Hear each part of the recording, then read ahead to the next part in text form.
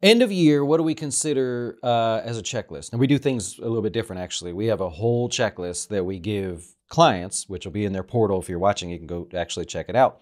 But what are all the things other than like, oh, you just want to make sure you have your budget straight and some holiday money and stuff?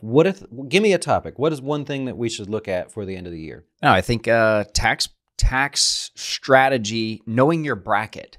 If you can know what your tax bracket is, I think that's going to be something that's going to be a game changer for you. I had a client who I just spoke with, and they're giving $1,000 a month to their church. They tithe to their church. Okay. But then they said, okay, I've got $14,000 that I'm going to give to this additional charity that's this mission charity. It's a one-off.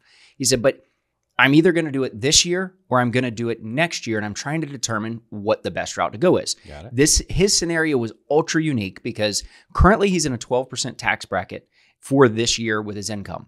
Okay. Next year, he's going to be in a 22% tax bracket. So what do I tell him? January 1, dude. Yeah, wait until January 1. Jesus. You're in a 22% tax bracket. I'm going to save him 10% on taxes by telling him to do it January 1 versus doing it before. So you've got to know your tax brackets. If you're looking to itemize, you're trying to strategize, you're wanting to do things. For God's sakes, like figure it out. Like so many people are like, I don't know what I'm going to be. It's like, okay, well, now's the time. We only have like a month and a half left. So go through, figure out where you're going to be, because if there's a strategy there, we can't do anything about it after the holidays. Mm-hmm. So that is a good story, actually, above and beyond just like what everybody else is saying with the budget for this and shop, local. Oh, I get all that. Right. But what else can we do? Mine is going to be, unfortunately, a really hard one. RMDs are a freaking since COVID. Yep. There are now categories of people where you have your RMD. Did you inherit an IRA, right? And if you did you inherit it from a spouse who had a close in age gap? If you did inherit the IRA, did you inherit it before 2020? Did you inherit it after 2020? If you're an RMD taker because of your age, well, what age are you? Are you 70 and a half? Are you 71, 72, going all the way up to now 75?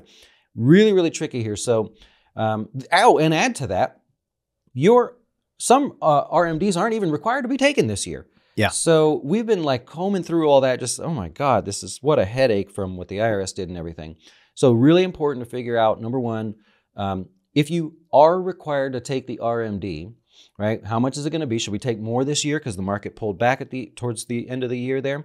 If you're not required to take it, should you take it anyways? Because there's a trap there, right? So I really want you to have a conversation with your advisor or with us wrapped around the RMD. Super important. Yeah. Well, people aren't realizing that, now the IRS has said, okay, your RMDs for the inherited accounts after 2020 or 2020 and forward, they don't have to take the RMD this year again. But you have 10 years to empty this. So even though you don't have to take it this year, you've got 10 years to empty this. What's going to happen? You're delaying.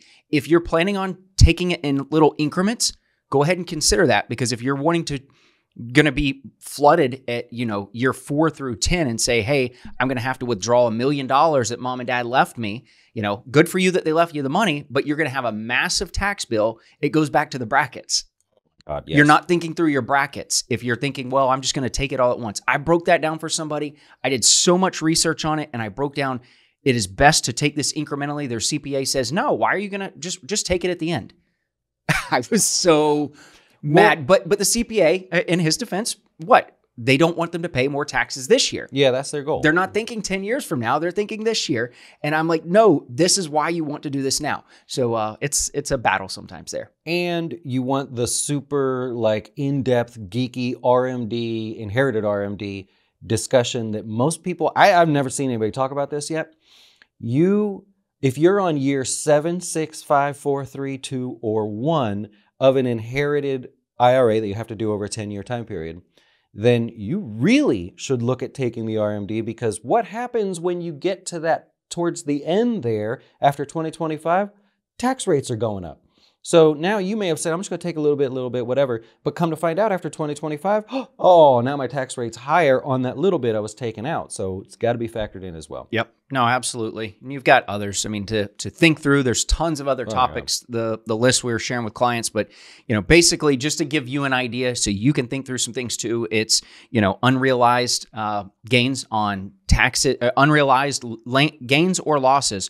What is your offset there? I just had somebody again, they switched their account over. They had tons of losses. Well, what did I do? Man, I locked it in for them. Yeah, because we can take it out of an ETF. We can buy individual stocks, and we're not buying like-kinded stuff. Yep. And it worked perfect. So then I'm like, hey, dude, you're going to have a ton of opportunity long-term that we can strategize because I did this, and especially now with the down market. So in this market, capitalize on that as you're going into the end of the year. Try to figure out what you can do to help better yourself going into 2024. That HSA, FSA, and unfortunately a big one for me this year, I don't know what happened, your marital status. What is your marital status going to be? You're going to have to look at that, right? Because that's going to potentially change your taxes. You got a divorce? No, I'm just, every day is different, but no, a lot of people this year, client-wise for me, called it quits. But anyways, End of year, get your dough straight, figure it out. Hopefully that helped. Yep. And what do you call a flock of sheep